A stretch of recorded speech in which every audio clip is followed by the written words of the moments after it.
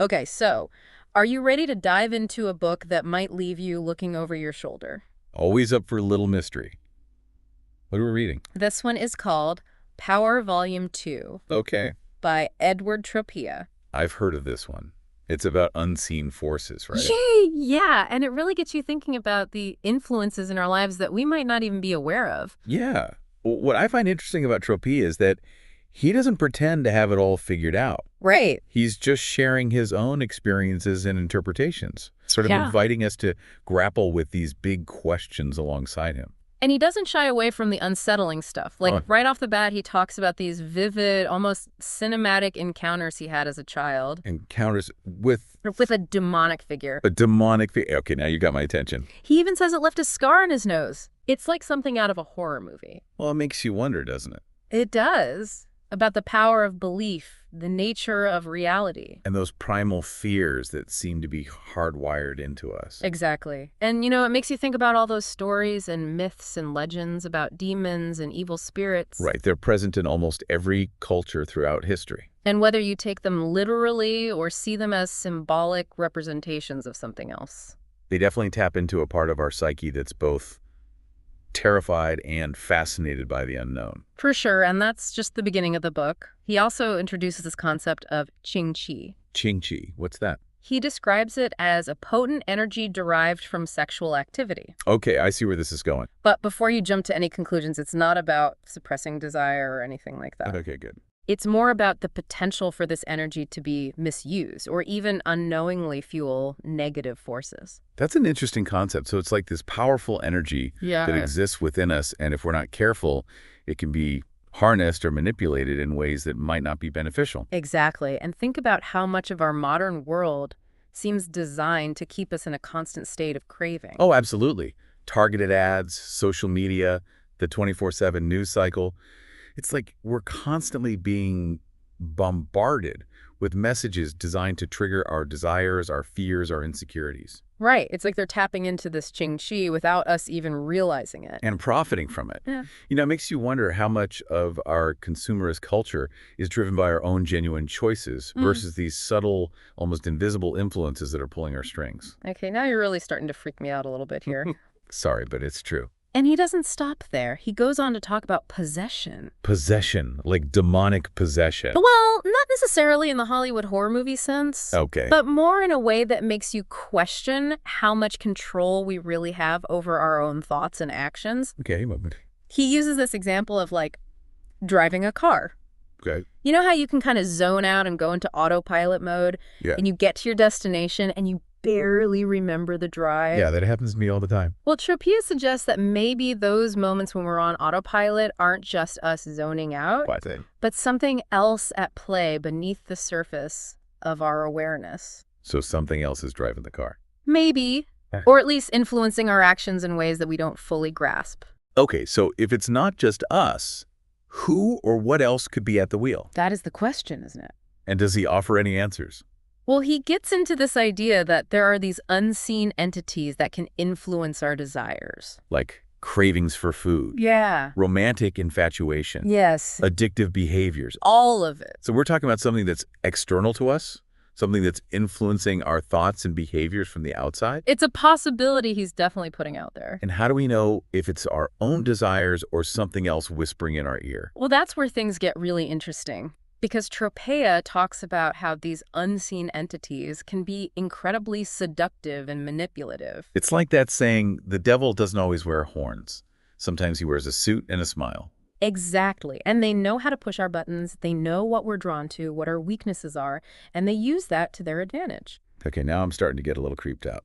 But it makes sense, right? Like those targeted ads we were talking about earlier. Yeah. They're designed to appeal to our deepest desires, our insecurities, even our fears. And we're often completely unaware of how those messages are shaping our thoughts and behaviors. Right. It's like we're caught in this web of influence. Both from within and without. And speaking of influence, Tropea doesn't hold back on his critique of Anton LaVey's Satanic Bible. Oh, interesting. I wouldn't have expected that connection. So what's his take on it? Well, just to be clear, he's not advocating for or against any particular belief system. Okay, good to take. He's more interested in dissecting this idea that indulging every whim is the path to liberation. Right, because true freedom isn't just about doing whatever you want, whenever you want. There's a certain level of self-awareness and responsibility that comes with it. Exactly.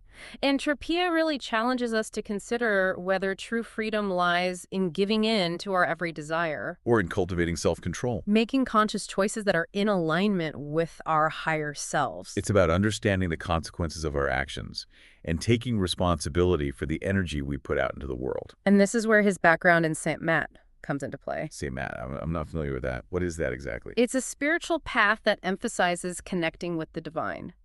And Tropea believes that many traditional spiritual practices are being undermined by the interference of these unseen forces. So it's like there's this cosmic battle happening for our souls, and these unseen forces are trying to throw us off track, distract us from our true purpose. In a way, yes, but it's not about living in fear. It's about understanding the subtle influences at play and developing the discernment to navigate our spiritual journeys with awareness and intention. So how do we develop that discernment? How do we know if we're being influenced by something that's not in our best interest? That's a great question. And Tropea actually dives into a specific example of a channeling message that he believes exemplifies how easily we can be misled by spiritual teachings that sound good on the surface. Okay, now I'm really intrigued. Tell me more about this channeling message. What was it about? And why did Tropea find it so concerning? Well, he breaks down the language used, particularly this emphasis on the soul light. Soul light. Yeah, and how it can be used to manipulate people into surrendering their power. Wow, it's scary how easily we can be swayed by things that sound spiritual or enlightened, especially when they tap into our desire for something more, something greater than ourselves. Exactly. And that's why critical thinking is so important. We can't just blindly accept everything we hear or read, especially when it comes to matters of the spirit. Right. We have to be willing to question, to analyze, to trust our own intuition, and maybe most importantly, be wary of any teachings that encourage blind faith or surrendering our personal power. So we've covered a lot of ground here, from demonic encounters to qingxi to possession to manipulation. What does all this mean for the average person? I think the biggest takeaway is the importance of awareness. Tropea wants us to wake up to the possibility that there's more going on than meets the eye, both within ourselves and in the world around us. So it's not about becoming paranoid or obsessed with these unseen forces. No, not at all. It's about paying attention. Noticing the subtle ways in which our thoughts, our emotions, our behaviors might be influenced by forces we don't fully understand. And then what? What do we do with that awareness? Well, that's where the real work begins. But just becoming aware of these influences is a huge first step. And so it's about taking back our power. Exactly. It's about recognizing that we have a choice in how we respond to these influences. We don't have to be victims of circumstance. We can choose to align ourselves with something greater. We can choose to live from a place of awareness, intention, and empowerment. So when we talk about aligning ourselves with something greater, what does that actually look like? Well, it's not just about recognizing these unseen forces. It's about understanding how they operate, right? Okay, so give me an example. How do we do that? Think of it this way.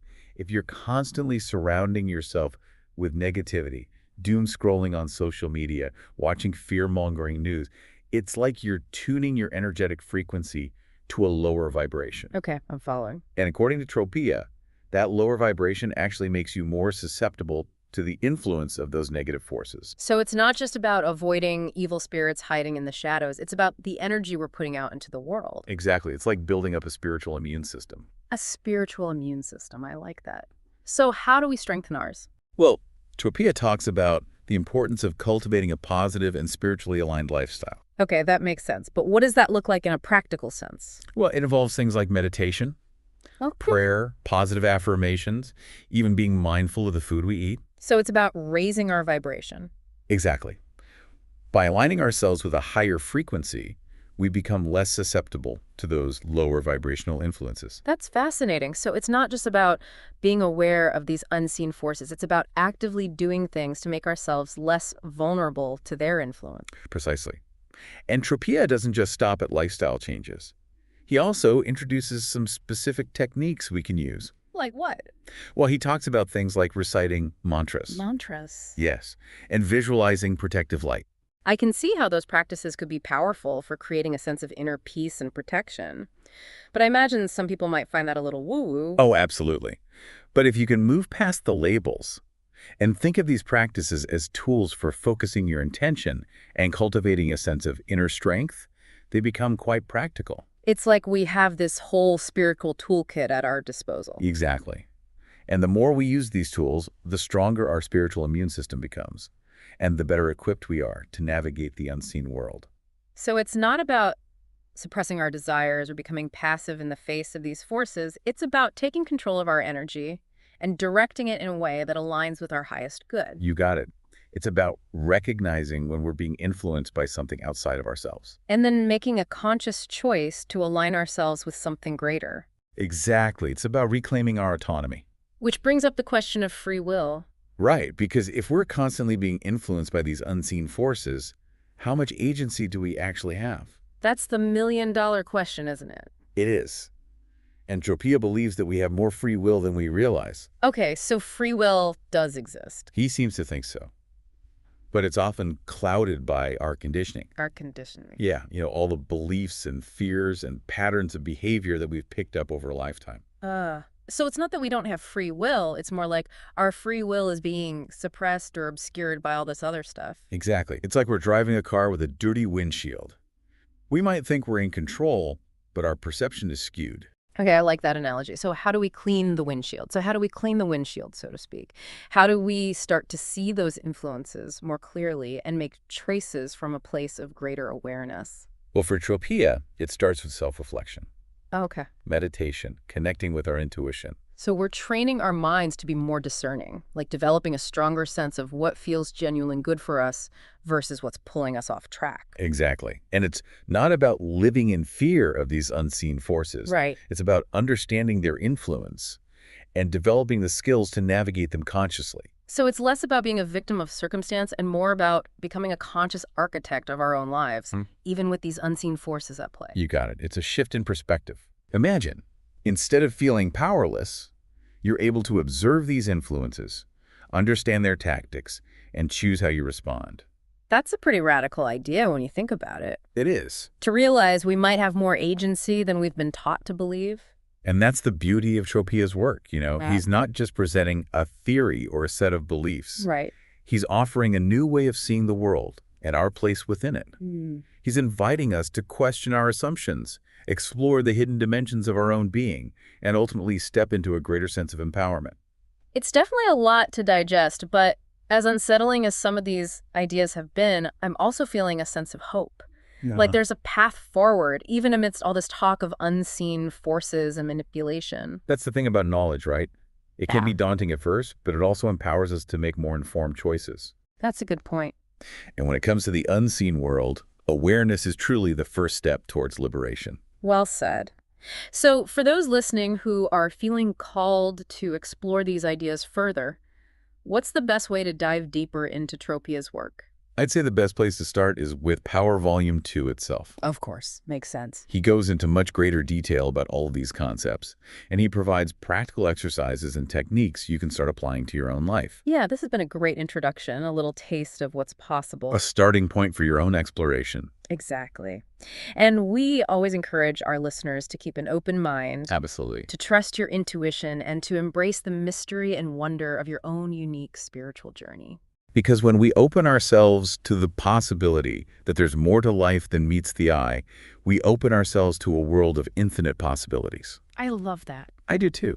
Well, on that note, we'll wrap up this deep dive into the world of unseen forces and the power of awareness. This is a good one. We encourage you to continue exploring these ideas and to see where they lead you. Absolutely. Until next time, take care.